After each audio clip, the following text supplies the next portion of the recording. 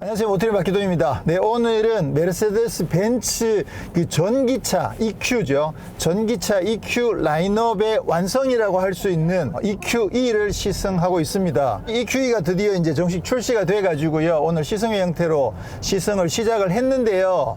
물론 이제 뭐 완전히 완성이라고 할 수는 없습니다. 왜냐하면 세단도 더 나와야 되고 SUV도 더 나와야 되기 때문에 완전한 완성이라고 할 수 없지만 어쨌거나 그동안 국내에 EQC 를 시작을 해서 이제는 EQA, B, C, S에 이어서 드디어 이제 EQE까지 등장했기 때문에 메르세데스 벤츠의 그 라인업이 A, B, C, E, S 총 5가지잖아요. 거기에 따라서 SUV도 있고 쿠페도 있고 뭐 여러 가지 파생이 되긴 하지만 어쨌거나 총 5가지의 알파벳으로 된 라인업이 있는데 드디어 EQ에 E가 더해짐으로 인해서 그 라인업이 드디어 완성이 됐습니다.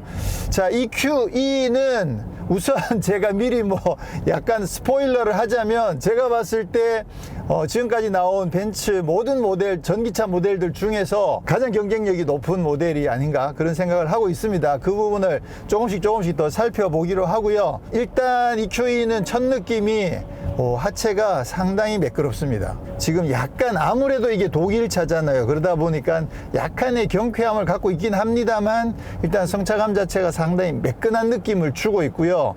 힘은 뭐 무난합니다. 지금 국내에는 EQE 350 플러스 한 개 트림만 출시가 됐거든요. 요 350 플러스는 EQS 350이랑 겨울 그 파워트레인은 똑같습니다. 그래서 전기 모터가 후륜에 하나가 장착되어 있는데요. 최고 출력이 215kW, 마력으로 환산하면 약 290마력 정도가 되거든요. 그러다 보니까 EQS에도 350이면 똑같은 전기 모터가 장착되어 있으니까 아무래도 차가 조금 더 작고 가벼운 만큼 가속 성능에서는 좀 더 유리하겠죠. 그래서 EQS 350이 6.6초였는데 얘는 제로백이 6.4초로 조금 더 빠릅니다. 그러면 이제 이름 자체가 EQE잖아요. 그러면 뭐 E클래스랑 비교하면 어떻게 될까? E클래스에서는 이 350 포매틱이 국내에서 판매를 하고 있죠. 350 포매틱 같은 경우에는 299마력이거든요. 근데 그 차는 또 사륜구동도 장착되어 있고 그렇게 해서 제로백도 조금 더 빨라요. 아무래도 이제 사륜구동에 299마력 정도 되면 무게가 얘보다 훨씬 가볍죠. 그러다 보니까 제로백이 5.8초. 그래서 이 차는 같은 350이라는 이름을 달고 있고 출력도 뭐 299마력, 290마력 비슷하죠. 그렇지만 토크는 이쪽이 엄청 더 강력하거든요. 그렇지만 아무래도 이제 차가 무겁다 보니까 같은 350이라는 이름을 달았지만 제로백에서는 일반 가솔린 모델 대비 조금 늦더라. 야, 전기차가 왜 가속력이 더 늦지? 요거 이제 350으로 세팅을 했으니까 그런 거죠. 그래서 이 차도 뭐 AMG 버전 나오고 하면 엄청 강력한 가속력을 보여주긴 하겠지만 일단 국내에는 이제 350 플러스 한 개 트림으로만 출시가 돼서 기존의 E클래스 350 포매틱이랑 나름 비슷한 수준의 성능을 발휘한다, 이렇게 이해하시면 될 것 같습니다. 자, 뭐 살펴볼 것들이 굉장히 많은데 외관 디자인이랑 사이즈, 뒷좌석 공간 이런 부분들은 조금 이따가 살펴보기로 하고요. 제가 앞서 약간 스포일러처럼 미리 말씀드렸던 게 경쟁력이 정말 괜찮다라고 말씀드렸는데 그럼 결국 사이즈도 이야기하긴 해야 되겠구나. 왜 그런지 우선 잠깐 차가 막히니까 잠깐 설명을 드리자면 가격이 EQE 350 플러스가 가격이 1억 160만 원이거든요. 그러면 그 기존의 가솔린 모델 E클래스가 이 350 포매틱이 그게 이제 트림에 따라서 한 9,400 정도까지 돼요. 물론 이제 말씀드렸듯이 350 포매틱이니까 사륜구동도 더해져 있죠. 그렇긴 합니다만 이 차는 전기차고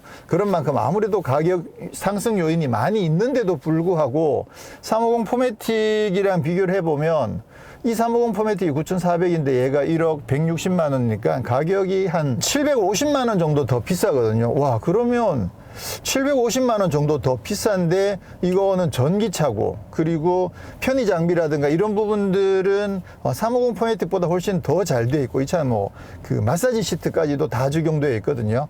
그리고 또 결정적으로 제가 사이즈 이따 말씀드리려고 했는데 어쩔 수 없이 말씀드려야 되는 게 사이즈가 기존의 E클래스보다 조금 더 큽니다.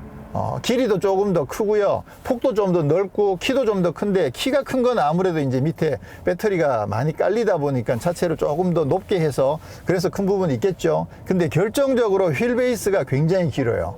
휠 베이스가 이 클래스가 2,940밖에 안 되는데 얘는 3,120이거든요. 그러면 휠 베이스가 기존 이 클래스보다 18cm가 더 길어요. 엄청 긴 거죠. 그러니까 사실 이게 실내 공간이나 이런 걸로 따지면 거의 뭐 S클래스급이라고 봐도 되는 거죠. 실제로 그 S클래스 스탠다드 휠 베이스 모델보다 EQE가 휠 베이스가 더 깁니다. 그러니까 가격이 이 350 포매틱보다 750만 원이 더 비싸다고 하더라도 어떻게 따지면 약간 한 급 더 위 같은 느낌이 들거든요. 그래서 야, 이 정도면 가격 정말 잘 나온 거 아닌가? 전기차인데도 불구하고 보조금을 전혀 받을 수 없기 때문에 그런 부분은 조금 아쉽죠. 근데 가격이 750만 원 차이 나면 제가 봤을 때 이 QE는 경쟁력이 상당히 잘 나온 거 아닌가? 일단은 그렇게 생각을 하게 됩니다. 그리고 또 상대적으로 생각해 보면 EQS 같은 경우에는 그 차를 S클래스로 보기에는 조금 한계가 있었거든요. 왜냐하면 차도 뭐 S클래스보다 조금 작기도 하고 그리고 여러 가지 면에서 S클래스만큼 고급스럽지 않은 그런 느낌들도 있고 해가지고 EQS는 이름을 S라고 붙이기가 조금 애매하다라는 생각을 하고 있었던 반면에 이번에 이 EQE는 이건 E를 붙이기에는 조금 너무 오버인데 E를 붙이기에는 너무 더 고급스러운 느낌이 들고 그래서 EQE라고 이름이 붙었지만 E 클래스보다 약간 한 급 더 위라는 느낌이 들고 있어 가지고요. 그리고 사실 EQS랑 디자인적으로도 굉장히 많이 닮았잖아요. 그러다 보니까 이번 이 EQE는 여러 가지 면에서 봤을 때 경쟁력이 상당히 높다라는 생각을 하고 있습니다. 힘은 제로백 6.4초면 사실 상당히 강력한 편이죠. 제로백 7초 때만 해도 상당히 강력하다고 할 수 있는데 6.4초인데다가 이게 전기차다 보니까 초반에 토크가 굉장히 세게 걸리거든요. 그러니까 지금 여기서 가속을 해보면 힘은 상당히 여유가 있습니다. 이 정도면 힘에 대해서는 뭐 크게 아쉽지는 않아요. 우리가 이제 전기차를 생각할 때 전기차는 가속력이 정말 좋아 라는 생각을 우리가 자꾸 개념적으로 갖고 있다가 보니까 6.4초면 야 다른 차들은 웬만하면 뭐 5초 때도 끊고 이러던데 그렇게 생각하면 조금 아쉬울 수도 있지만 이게 이제 350 플러스라는 걸 감안해 보시면 그러면 제로백이 6.4초도 힘은 굉장히 여유가 있습니다. 뭐 전혀 부족하지 않아요. 필요할 때 적극적으로 힘을 다 뽑아낼 수 있으니까 이 정도면 뭐 상당히 좋습니다. 승차감이 아무래도 이게 독일차다 보니까 약간은 단단하게 세팅이 되어 있거든요. 이게 차가 아무래도 배터리 때문에 굉장히 무거운 만큼 기존의 E클래스를 세팅하는 거랑은 좀 다른 방식으로 세팅을 할 수밖에 없는데 접근법이 다른 거죠. 그렇긴 하지만 E클래스보다도 이 정도면 하체는 훨씬 더 매끄러운 게 아닌가 라는 생각을 하게 됩니다. 기본적으로 뭐 일단 휠 베이스도 훨씬 더 길고 그러다 보니까 거기에 따른 영향도 있겠지만 전체적으로 승차감은 상당히 매끄럽다 이렇게 생각하시면 될 것 같아요. 근데 EQE는 기본적으로 외관도 뭐 S클래스랑 EQS랑 굉장히 많이 닮았지만 인테리어도 뭐 거의 그대로예요. 그래서 EQS랑 어떤 부분이 차이가 나는지 찾아보기 싫어요. 왜냐하면 그냥 EQS를 타고 있다고 생각하면 되니까. 그래서 막 디테일하게 막 뭐가 요거는 S는 이렇게 생겼는데 E는 이렇게 생겼어 이거 안 할 겁니다. 왜냐하면 난 그냥 EQS 타고 있어 이런 느낌으로 타고 싶은 거지. 그래서 디자인도 EQS랑 굉장히 많이 닮았고요. 그리고 기능도 EQS에 있는 거 거의 다 들어있다고 생각하시면 됩니다. 일단 디자인 자체가 굉장히 미래적이죠. 모니터 큼지막한 거 2개가 적용되어 있는 느낌, 뭐 앰비언트 라이트도 굉장히 화려하게 위아래 나눠서 굉장히 다양하게 세팅을 할 수가 있고요. 그리고 이 앰비언트 라이트도 기능에 따라서 환경에 따라서 이게 계속 막 바뀌거든요. 방향 지시등을 켰는데 이쪽에 차가 있다든가 하면 뭐 그 빨간 경고등을 보내주기도 하고 그리고 또 상황에 따라서 뭐 충돌 경고 이런 것들도 요 라인들을 통해서 보여주기도 하고 또 지금도 계속 움직이고 있죠. 근데 요것도 말을 시키면 말하는 거에 따라서 또 움직이기도 하거든요. 안녕 벤츠. 지금 말하세요. 네, 이렇게 지금 왔다 갔다 하면서 지금 뭔가를 말하고 있어가지고 이런 느낌들도 상당히 괜찮고, 이런 거 사실 EQS에서 다 확인을 해 봤던 거거든요. 그리고 증강현실 내비게이션도 적용되어 있기도 하고, 또 뭐 마사지 시트, 통풍 시트에 또 굉장히 최첨단 디스트로닉의 뭐 그런 기능들까지 다 그대로 적용되어 있어가지고 확실히 EQE는 경쟁력이 굉장히 높다고 생각을 하고요.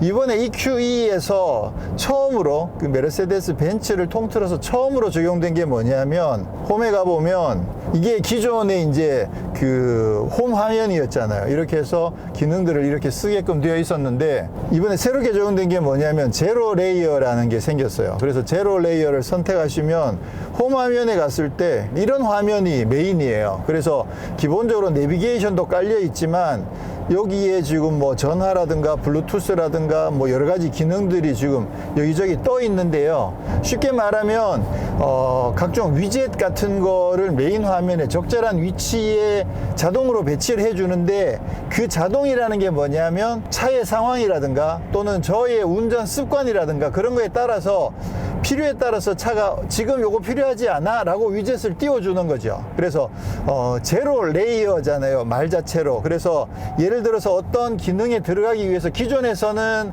일단 큰 메뉴를 선택을 하고 그 다음에 세부 메뉴로 들어가야 됐다면, 제로 레이어에서는 그냥 지금 상황에 필요할 것 같은 그런 기능이 메인 화면에 떠 있으니까 바로 그 기능으로 들어갈 수 있다라는 거죠. 그래서 이게 사실 짧은 시승에서 이게 얼마나 나한테 필요한 것들을 적절하게 잘 띄워주는지 지금으로서 파악하기가 조금 어려운데요. 이런 거는 아마 실제로 차를 많이 운용을 하면서 야, 내가 이거 필요한 거 너 어떻게 알았어? 야, 똑똑하다. 알았어, 내가 이거 지금 할게. 이런 상황이 만들어질 거라는 거죠. 그래서 그 부분은 좀 기대가 됩니다. 다음에 좀 더 자세하게 시승할 기회가 생긴다면 그런 부분들도 한번 확인을 해보도록 하겠습니다. 안녕 벤츠. 네, 무엇을 도와드릴까요? 운전석 통풍 시트 켜줘. 운전석 시트가 환기 중입니다.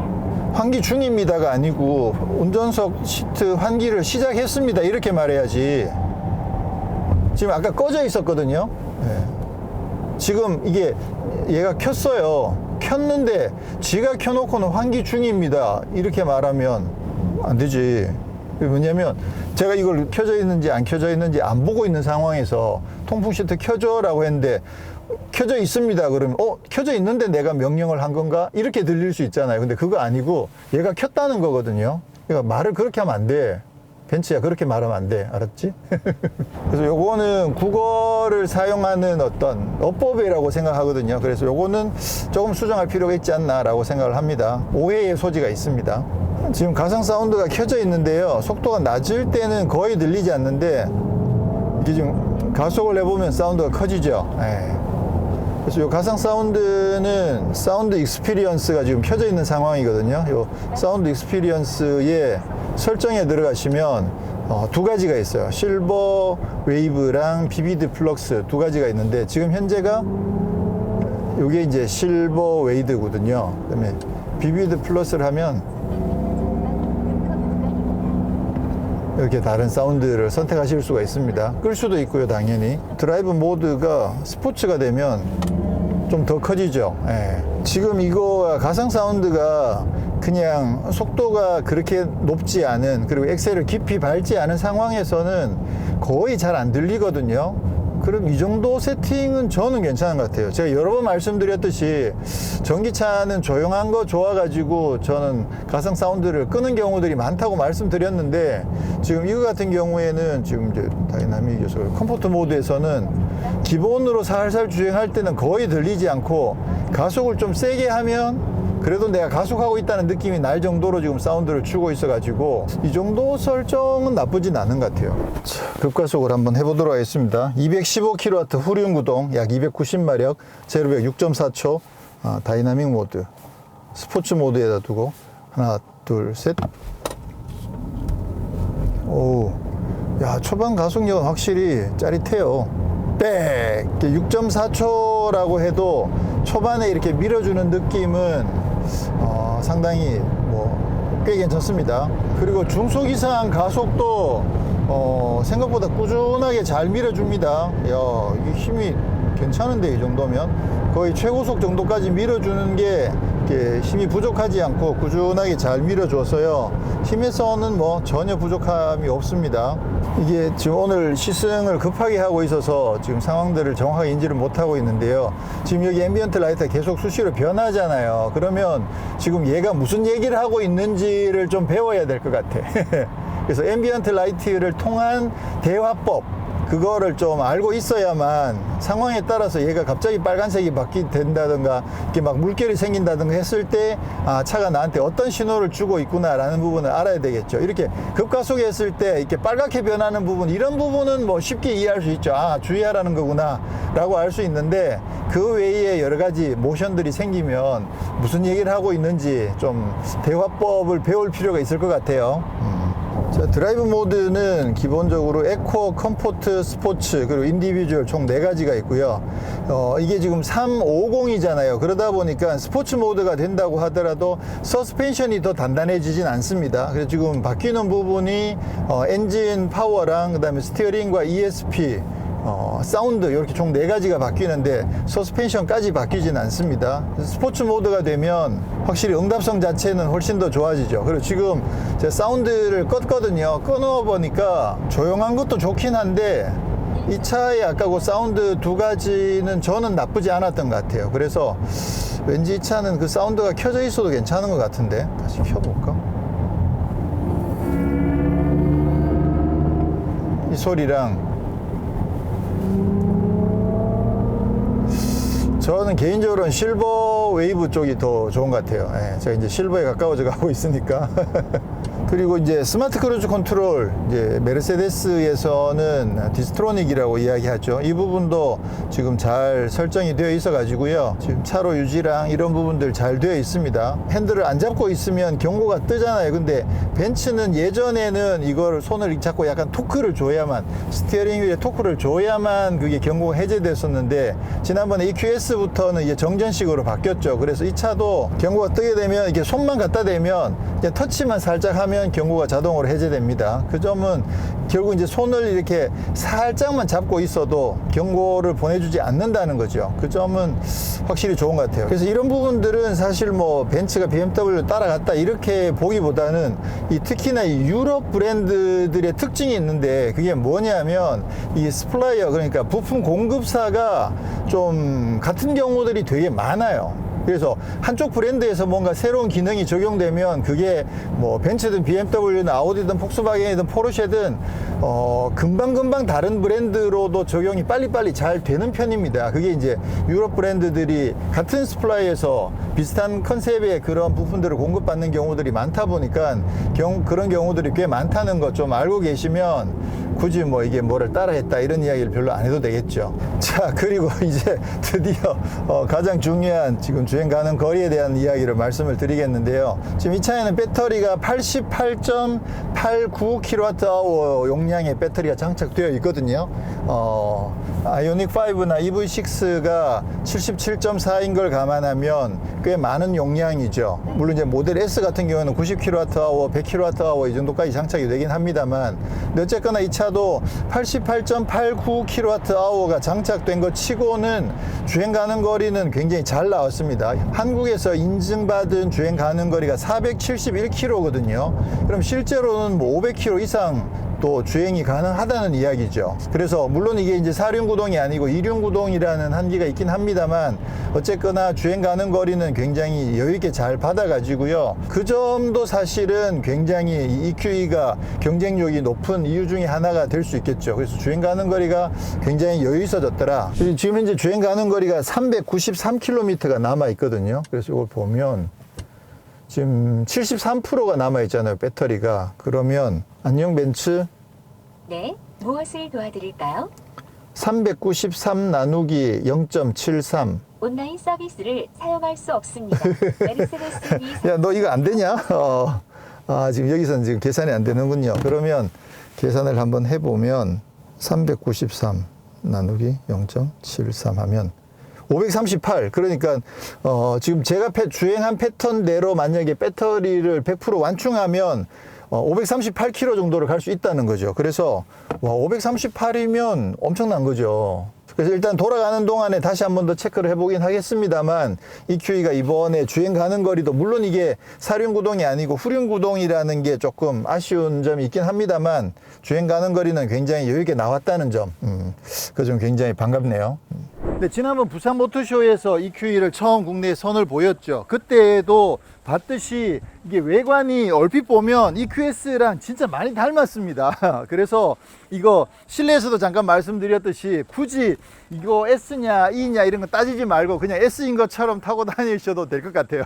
자, 기본적으로 라인이 굉장히 유사하게 생겼습니다. 그릴에 까만색 블랙 하이그로시에다가 여기 벤츠에 원이 없는 삼각뿔만 이렇게 삼각별만 많이 들어가 있는 이런 형태의 그릴이 적용되어 있고요. 기본적으로 이 라이트가 그 주간주행 등의 S클래스랑 조금 차이가 납니다. 윗부분은 이렇게 비슷한데 S클래스는 여기 3개로 이렇게 내려와 있는 반면에 E클래스는 밑에 하나만 더 추가가 되어 있거든요. 그래서 주간주행 등에서 S클래스랑 디자인 차이가 많이 나고요. 아래 범퍼도 디자인이 조금 다릅니다. 이것도 이제 트림에 따라서 조금 다르긴 합니다만 어쨌거나 350 기준으로 봤을 때 EQS는 여기 R형처럼 이렇게 연결되어 있는 그런 형태였고 지금 EQE는 양쪽에 이렇게 분리되어 있는 이런 형태의 디자인을 하고 있습니다. 그래서 EQS랑 디자인이 살짝 다르긴 한데 사이즈도 물론 살짝 다르죠. 근데 얼핏 봐서는 사이즈도 큰 차이가 잘 안 느껴지고 그래서 EQS랑 아주 많이 닮았다는 거 굉장히 큰 장점이라고 생각을 합니다. 여기 EQE라고 붙어 있고요. 이쪽에 이렇게 열어보시면 여기에 그 워셔액 넣는 거 이 부분도 지금 똑같이 되어 있습니다. 지금 타이어는 지금 피렐리 P0의 25540R20 양쪽에 똑같이 20인치 휠 타이어가 지금 적용되어 있고요. 보시면 가운데 이렇게 파란색이 들어가 있죠. 그래서 좀 전기차다운 그런 느낌을 강조한 점, 여기에 20인치 휠 타이어가 장착이 되어 있습니다. 아무래도 파워가 이 정도 뭐 거의 300마력 가까이 되기 때문에 이 정도 타이어는 기본적으로 필요하다고 볼 수 있겠죠. 그리고 지금 기본적으로 이 차에도 오토 플러시 도어가 적용되어 있는데 이것도 뭐 괜찮죠. 그리고 열어보시면 이렇게 역시나 프레임리스 도어, 이게 EQ는 프레임리스 도어가 적용되어 있는 거 이거 진짜 마음에 들죠. 사실 제네시스 G80 전기차도 어떤 성능이나 이런 거 비교해 보면 아무래도 그 차는 가격도 좀 더 싸니까 나름 경쟁할 수도 있는데 이 부분에 있어서는 적어도 경쟁이 안 되죠. 정말 스포티한 느낌이 나게끔 이렇게 프레임리스 도어가 적용되어 있는 거 이건 진짜 마음에 듭니다. 뒷모습도 기본적으로 뭐 EQS랑 비슷하게 이 라인 자체가 원보우 라인이라고 그러죠. 그래서 한 개의 활처럼 이어져 있는 이런 곡선을 사용한 그 디자인이 그대로 적용되어 있고요. EQE 350 플러스라고 이름이 붙어 있습니다. 트렁크를 이렇게 열어보시면 이 정도면 뭐 트렁크 공간은 딱 적당한 수준인 것 같아요. 이게 제네시스 G80 전기차 같은 경우에는 기존에 있던 차체에다가 아래에다가 배터리를 깔았잖아요. 그러다 보니까 트렁크를 손해 볼 수밖에 없는데 이 차 같은 경우는 처음부터 전기차 플랫폼으로 만들었다 보니까 이게 배터리를 깔고 그 위에 공간을 확보를 했거든요. 그러다 보니까 기본적으로 차체의 키가 좀 더 크죠. 그 대신 실내 공간에서는 전혀 손해를 보지 않는다는 점, 트렁크에서도 손해를 보지 않는다는 점, 그런 점들이 전용 플랫폼으로 만든 장점이다라고 말씀드릴 수가 있겠죠. 그래서 이쪽 트렁크 공간은 굉장히 여유가 있습니다. 자, 지금 제일 궁금한 건 이제 아무래도 뒷좌석 공간이 될 것 같은데요. 휠 베이스가 3120mm나 되다 보니까 엉덩이가 왜 이렇게 푹 꺼져? 자, 이게 말씀드렸듯이 아래쪽에 지금 배터리가 들어가 있잖아요. 그러다 보니까 이 바닥 플로어의 높이가 일반적인 세단보다는 좀 높습니다. 그건 구조적으로 어쩔 수밖에 없죠. 그래서 이게 두께를 확보하고 두께를 가지고 있고 그 위에 이 실내 공간을 확보를 해서 지금 머리 위 공간이 여유가 있거든요. 머리가 안 닿아요. 그런 만큼 전체적으로 아무 이 두께만큼 일반 세단보다는 키가 더 큰 거는 구조적으로 어쩔 수 없는 부분인 것 같고요. 근데 공간 자체가 굉장히 여유가 있죠. S클래스 스탠다드 보다 더 휠베이스가 길다 보니까 공간이 굉장히 여유가 있고요. 근데 좀 특이한 게 이 시트가 여기가 너무 푹 꺼졌어. 이거를 이렇게 디자인한 이유가 뭘까 좀 궁금하긴 하네요. 이게 여기는 높고 여기는 푹 꺼져 가지고 일단 앉아보면 첫 느낌이 엉덩이가 푹 꺼지는 듯한 느낌이 좀 들어서 이 다리가 짧은 분들은 여기 이렇게 뜰 것 같은데 좀 특이하긴 하네요. 그래도 어쨌거나 이게 E 클래스 급인데도 불구하고 이 정도면 기본 원래 E 클래스보다도 좀 더 여유 있는 그런 2열 공간을 확보했다고 볼 수가 있겠죠. 지금 뒤에도 에어컨 송풍구가 있고, 그리고 USB는 C타입 충전하는 게 2개가 지금 마련이 되어 있고요. 2열에 열선 시트는 마련되어 있는데 2열에 통풍 시트까지는 적용되어 있지는 않습니다. 일단 2열 공간이 굉장히 여유가 있어서 S클래스라고 생각하고 타시면 될 것 같아요. 자, 이번에 EQE 350 플러스 같은 경우에는 뭐 말씀드렸듯이 여러 가지 장점들이 있는데요. 제가 봤을 때 첫 번째는 공간이고, 두 번째는 서스펜션이 아닌가라는 생각을 합니다. 지금 하체가 굉장히 매끄러우면서도 되게 경쾌하게 세팅이 잘 되어 있는 것 같아요. 그래서 전기차들을 타보게 되면 차체가 많이 무거워지잖아요. 무거워진 차체를 감당하기 위해서 서스펜션을 나름 강화를 하지만, 그럼에도 불구하고 나름 전기차 특유의 그 묵직한 무거움을 견뎌내기 위해서 애쓰는 그런 어떤 느낌들이 좀 있는데, 지금 EQE 같은 경우는 그런 느낌이 별로 없어요. 별로 없이 차가 굉장히 경쾌한 느낌이 지금 들고 있거든요. 와, 서스펜션 세팅을 진짜 잘했다, 이런 생각을 지금 하고 있고요. 지금 좀 가볍게 와인딩을 타볼 기회가 생겼는데, 일단 힘이 굉장히 여유가 있습니다. 제로백 6.4초 성능이 힘이 이 정도면, 이거보다 사실 더 강력하더라도 이런 와인딩을 뭐 엄청 강하게 탈 수는 없잖아요. 그렇게 봤을 때 지금 힘도 이 정도면 상당히 여유가 있고, 하체도 그 벤츠 E클래스에 기대하는 딱 그 정도의 안락함과 고급스러움과 그리고 경쾌함, 이런 부분들을 잘 갖추고 있다는 생각이 들어서, EQE는 이게 아무래도 이제 늦게 나온 만큼 그런 부분들을 잘 고려해서 세팅을 정말 잘한 건지 하체가 일단 엄청나게 좋은데요. 자, 그리고 지금 계기판에는 이쪽에 속도계랑 함께 이쪽에 지금 출력을 표시하는 그래프가 있거든요. 그렇게 해서 출력을 몇 프로 정도까지 쓰고 있는지, 이게 회전수가 아니고 출력을 몇 프로 쓰는지를 보여주는 그래프가 지금 있고요. 지금 이렇게 해서 출력을 쓰고 또 충전할 때는 충전 그래프가 좀 켜지고요. 드라이브 모드를 스포츠로 바꾸면, 지금 저도 처음 가는 길이라 아주 강하게 타기는 어렵습니다만, 이 정도면 제가 봤을 때 유명산에서 탄다고 하면 꽤 재밌게 탈 수 있을 것 같다는 생각이 들거든요. 힘도 뭐 상당히 강력하고 하체도 상당히 깔끔하고 잘 정리가 돼 있어서, 이게 사운드가 가속할 때 소리랑 충전할 때 소리가 달라요. 그것도 나름 재밌습니다. 그래서 가속할 때는 이런 소리가 나잖아요. 근데 브레이크를 밟으면 또 다른 소리가 나죠. 그래서 가속할 때랑 충전할 때 소리가 다르다는 점 재밌어요. 지금 이게 3550이 지금 가격이 1억 160만 원이거든요. 여기 만약에 350 플러스가 아니고 이게 포매틱이었다 그러면 뭐 진짜 뭐 금상첨화일 것 같긴 한데, 포매틱은 아니긴 하더라도 힘 자체는 일단 뭐 여유가 있고, 뭐 조만간 이제 또 포매틱 모델도 곧 출시가 될 거고, 뭐 AMG 모델도, 고성능 모델도 지금 EQE에 출시가 될 계획이 있거든요. 그렇게 되면 좀 더 다양해질 거라고 생각하는데, 일단 기본이라고 할 수 있는 350 플러스의 경쟁력이 일단 굉장히 좋습니다. 네, 지금 오디오는 부메스터가 지금 적용되어 있고요. 스피커가 15개짜리. 그래서 오디오는 상당히 뭐 매력적인 사운드를 제공할 것으로 기대가 되는데요. 특히나 지금 이 차 같은 경우에는 지니뮤직이랑 협업을 해가지고 지니뮤직에서 무손실 음원을 제공을 한다고 그러거든요. 안녕 벤츠. 이제 말씀해 주세요. 악동 뮤지션 전쟁터 노래 틀어줘. 죄송해요. 그 전에 제가 도와드릴 수 없어요. 저는 이제 지니뮤직이 적용돼 있다고 그래서 볼보처럼 바로 이야기하면 이 차 자체에서 지니뮤직을 통해서 재생을 하는 줄 알았는데요. 그거는 아니고요. 그래서 이 차에는 지금 인터넷이 연결이 안 되어 있어요. 인터넷을 연결하려면 제 핸드폰으로 테더링으로 해서 이 차에다가 인터넷을 연결해 줘야 돼요. 그러니까 핸드폰에 있는 데이터를 사용을 해야 된다는 거죠. 그렇게 할 경우에는 핸드폰에 이제 지니뮤직이 깔려 있으면 테더링으로 연결돼 있을 때 이 차 자체가 지니뮤직의 무손실 음원을 재생을 해주는 거거든요. 그러면 야, 그럼 블루투스도 뭐 음악 어차피 핸드폰에 있는 음악 블루투스로 하면 되는 거 아니야? 블루투스로 하게 되면 이게 그 데이터 전송이 블루투스로 전송이 되잖아요. 그러면 데이터가 손실이 되는 거 아시죠?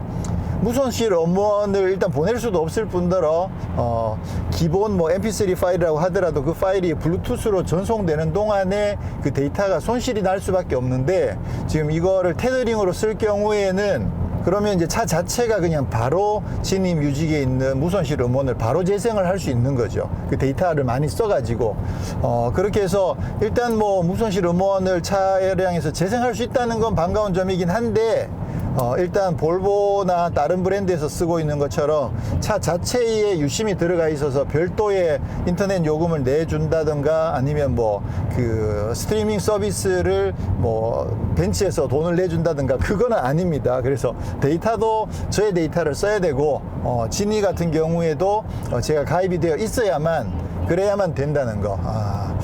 뭔가 조금 아쉬운 생각이 들긴 하죠. 그래서 지니 뮤직을 통해서 무손실 음원을 재생해 보는 부분은 다음에 기회가 되면 다시 한번 해보기로 하고요. 오늘은 어쩔 수 없이 그냥 블루투스로만 한번.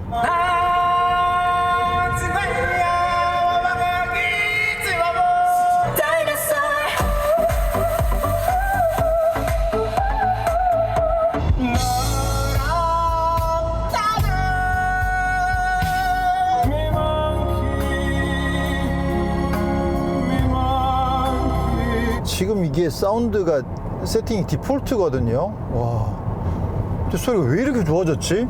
뭔 일이지?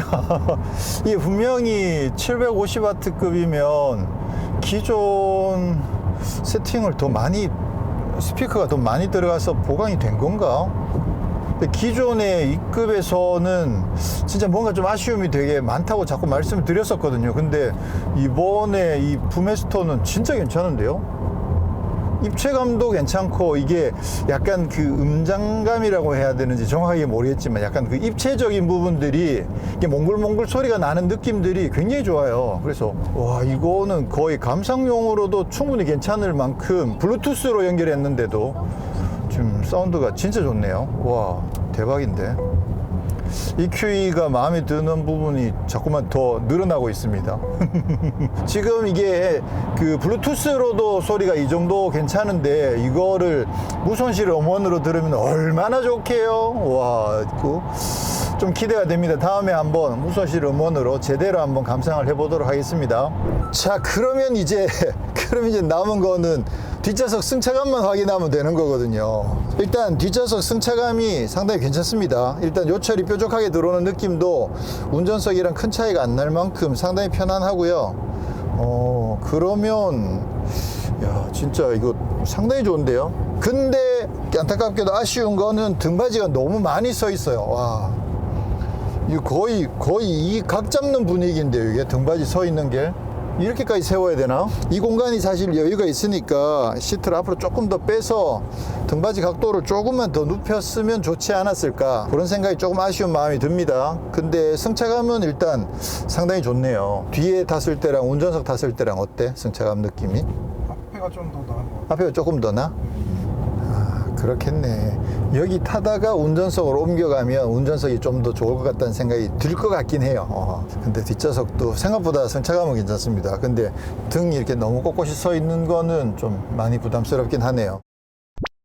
네, 오늘은 이렇게 해서 메르세데스 벤츠 전기차 라인업의 A, B, C 그리고 S에 이어서 드디어 E까지 출시가 돼 가지고 라인업이 일단 1차적으로 완성이 됐다는 것, 그런 의미에서 EQE가 가지는 의미는 상당히 중요하다고 보고요. 지금 요 막간을 이용해서 지금 잠깐 네이밍과 관련된 거 이야기를 좀 드리자면, 제가 처음에 EQC가 출시가 됐을 때 이게 C클래스, 그러니까 GLC의 전기차 버전이잖아요. 근데 EQC라고 붙어서 그러면 이게 나중에 C클래스 세단이 나오면 어떻게 되지?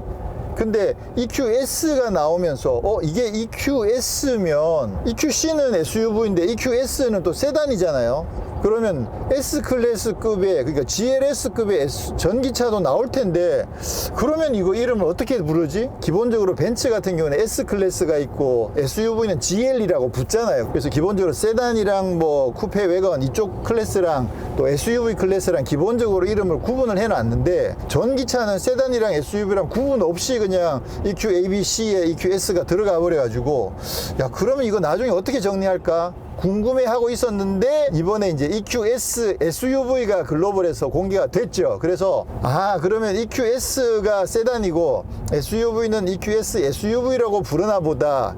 이게 뭐야? 뜬금없이, 그죠?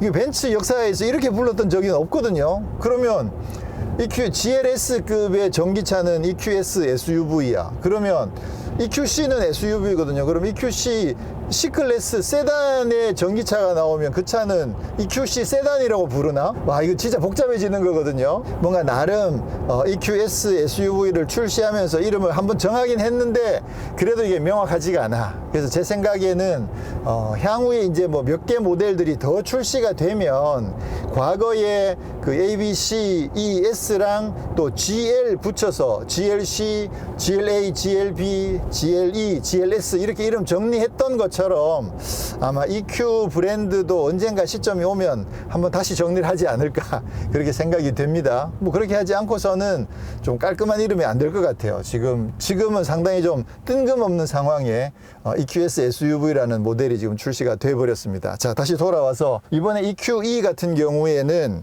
일단 외관이나 인테리어 디자인 자체가 EQS랑 정말 많이 닮아 가지고요. 멀리서 보면 진짜 구분이 잘 안 가요. 그래서 그 점에서 일단 굉장히 저는 뭐 좋다고 생각을 하고요. EQE 입장에서 좋은 거겠죠.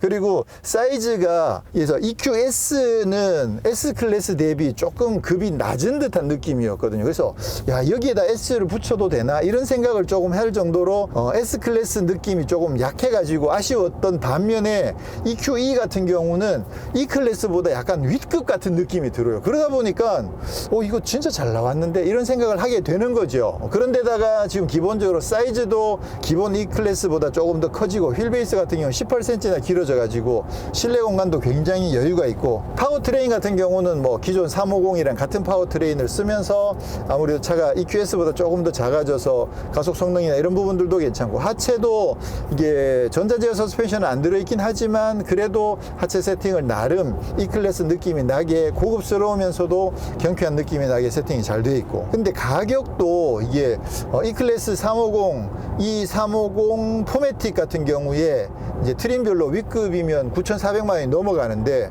거기다 한 700만 원, 750만 원 정도만 더 하면 이리로 올 수 있다는 거죠. 근데 이게 사륜구동이 아닌 게 그나마 조금 아쉽긴 하죠. 그렇긴 하지만 700만 원 주고 전기차로 온다. 주행 가는 거리가 471km다. 실제로 주행해보면 500km가 넘는다. 이 정도면 진짜 잘 나온 거 아닌가요? 사실 그동안 EQC 이후에 그 벤츠에서 전기차들을 계속 내놨는데 솔직히 이렇다 할 만큼 아주 만족스러운 모델은 아직까지 없었거든요. 그랬는데 이번에 마침내 EQE가 와, 이 차는 진짜 잘 나왔다 이런 느낌이 들 정도로 진짜 잘 나왔어요. 가격이든 패키지든 성능이든 공간이든 뭐 디자인이든 여러 가지 면에서 봤을 때 정말 괜찮은데요. 근데 붐에스도 오디오까지 저 정도로 세팅을 잘 해놔버리면 와, 이 등받이 꼿꼿하게 써 있는 거 이거 제외하고는 뭐 거의 나무랄 데가 없는 수준이 아닌가 이런 느낌이 드네요. 이게 어쨌거나 후륜구동 350인데 1억이 넘잖아요. 그래서 가격이 조금 부담스러워지는 건 사실이긴 하지만 그래도 이제 전기차 E클래스의 이 정도 퍼포먼스를 이 정도 컨텐츠를 갖고 있는 전기차가 350보다 한 750만 원 정도 더 비싸다. 그러면 제가 봤을 때는 굉장히 잘 나왔다는 생각이 듭니다. 진짜 잘 나왔어요. 자, 기회가 되면 이 차도 좀 더 다양하게 장거리 주행도 한번 해보고 또 아까 말씀드렸던 진입뮤직, 무손실 음원 이런 부분도 또 좀 더 테스트를 해보고 이 차의 상품성을 조금 더 한번 살펴볼 수 있는 기회를 다음에 또 다시 만들어 보기로 하고요. 지금 이게 프레임리스 도어도 적용돼 있고 해가지고 이 차를 약간 CLS 느낌으로 타면 어떨까 이런 생각을 조금 해보는데 그런 키가 큰 부분을 조금 무시하시고 그죠? 이게 문 열 때마다 이게 프레임리스도 멋있잖아요. 그래서 좀 CLS 개념으로 접근하시는 것도 저는 괜찮다고 생각합니다. E클래스보다 약간 W급 같은 느낌도 들긴 하잖아요.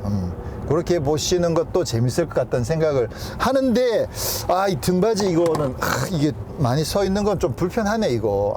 잘 나가다가 이게 마지막에 가서 3000% 빠지는 부분이 하나 생기는군요. 여기 제 생각에 차를 만약에 이제 EQE를 구입을 하시면 뒤에다가 이런 쿠션을 하나 이거 이러면 되겠다. 방석 길이가 조금 짧아지는 단점이 있긴 하겠지만 기본적으로 차 안에다가 쿠션을 하나 넣어 놓으세요. 그러면 이 정도만 해도 좀 훨씬 여유가 있거든요. 어쩔 수 없네. 코리아에서 쿠션 하나 다 제공해 주세요. 그러면 될 것 같아. 그러면 끝. 네, 저는 다음에 다른 곳에서 또 인사드리도록 하겠습니다. 고맙습니다.